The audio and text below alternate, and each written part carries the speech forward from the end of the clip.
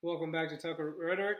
And my challenge to you today is to say that don't be irrational about Iran. Okay? Let me just give you some information about the people who are in charge of this country. For me, I've always understood that men were in the role of protecting women and children. I grew up that way. That's part of our culture. And I think that this is the right way to go. I'm not saying women are weak and constantly need our protection. That's not what I'm saying. But what I'm saying is we are bigger, faster, and stronger than most of you. And therefore, we should protect you and not go against you. All right? Well, what is happening in Iran? First thing, uh, the marriage of children. Okay? Now, legally, the legal age for marriage is 13. However, that is not what they go by, and there are a lot of young ladies who are married as young as 8 years old. They are marrying 8-year-old girls to grown men. Okay? Um, I read an article on Iran International. This is their own website. This is an article from November of 2021, and it said that over the first part of this year, marriages are up by 30%. Over the last 3 month period, 9,750 girls have been married. Now, these girls are ranging from ages 8 to 14, being married to grown men. All right. In that same time period, 6 boys under the age of 15 were married. So I cannot respect any leadership or people who will take advantage of children and especially little girls. All right? Thousands of girls every year in Iran are married off, like I said before, from the ages of 8 to 14. Now, these young ladies have to, or girls, these kids, have to consummate their marriage. If they do not, there will be huge problems from the family, from the people who tried to marry them. A lot goes on. The next thing, rape. Okay? Now, rape is illegal, again, on paper. However, they have very strict guidelines to prove rape.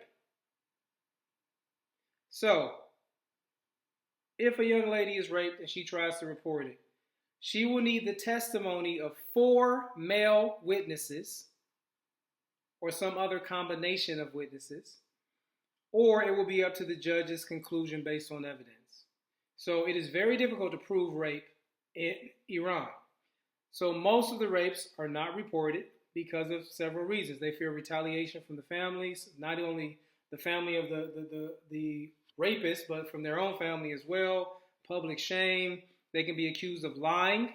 If you are accused of lying, you can receive 80 lashes. All right? They could also be charged with adultery, indecency, or immoral behavior. It just blows my mind that we have people who are sending 8-year-old girls to get married, and then talking about immoral behavior. Immoral behavior. Excuse me. For adultery, the punishment can be 100 lashes or death. For indecency, 99 lashes, fines, and jail time. And for immoral behavior, 74 to 99 lashes, fines, and jail time. So, number one, you're okay with children, 8-year-old, 10-year-old girls being married off to grown men, forcing them to have sex with these men. If they do not do so, they will suffer consequences.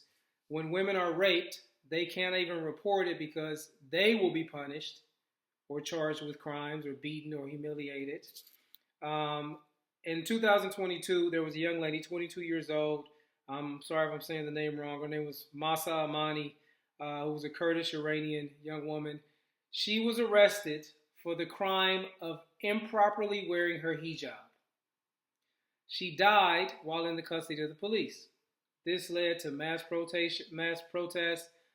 People were very upset about this, about their civil rights, and it started to spread about other issues as well. what did the Iranian government do? Kill 500 people and put an end to the protests. Well, in 2026, we had protests start again because of the economic situation, and then again, just unhappy with being controlled by Islamic extremists. So people did not want this. Well, what happened? They killed over or up to 30,000 people in a 48-hour period.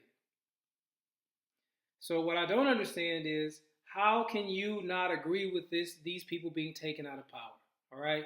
I've heard other stories about different ayatollahs where a woman was to be sentenced to death, but she was a virgin, so they had to rape her first so that she wouldn't get into heaven. Like, this is just madness. All right.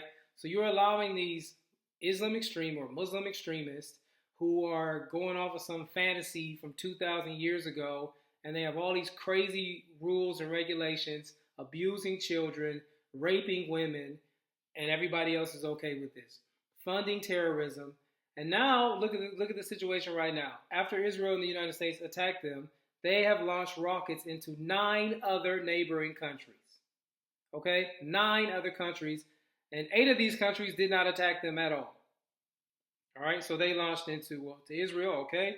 They launched to United Arab Emirates, Kuwait, Qatar, Bahrain, Jordan, Iraq, Cyprus, Saudi Arabia, and Oman. 10 countries, excuse me. They first tried to hit U.S. embassies, U.S. military bases. Then they started hitting energy outposts. Then they started hitting water treatment and supply facilities. These are people that you think should remain in power? This is insane. I think that this was the right time. The people don't want them. These people are Persian. They don't want to be controlled by Muslim extremists. And it's good that they have support. However, they can't go out and fight for their own freedom because they don't have the weapons to do so. So if you don't agree with the regime in Iran and the ayatollahs being taken out, that says to me that you support, 1, the molestation of little girls from the ages 8 to 14. You are okay with women being raped and nothing being done about it. You're okay with women being killed or imprisoned because they're not wearing a hijab the right way. You're okay with 30,000 people being killed in 48 hours because they don't agree with what the government is doing. And you also are supporting a regime that will launch rockets into every country around it. Now, once they truly get desperate, they'll start resorting to terrorist attacks. I think that this is a good thing. They should be gone, as well as any of these other Muslim extremists.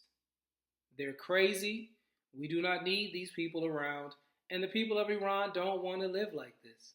The people of Iran were living in freedom. They weren't wearing hijabs and all of this nonsense. Imagine if you woke up tomorrow and they're like, okay, your country is now controlled by Buddhists. You got to dress this way and you can't eat beef no more. And if you got something to say, we can get 90 lashes and all of this. How can you support people who are molesting children? How can you support people who are okay with grown men marrying 8 and 9 and 10-year-old girls? Don't be irrational about Iran. They all need to go.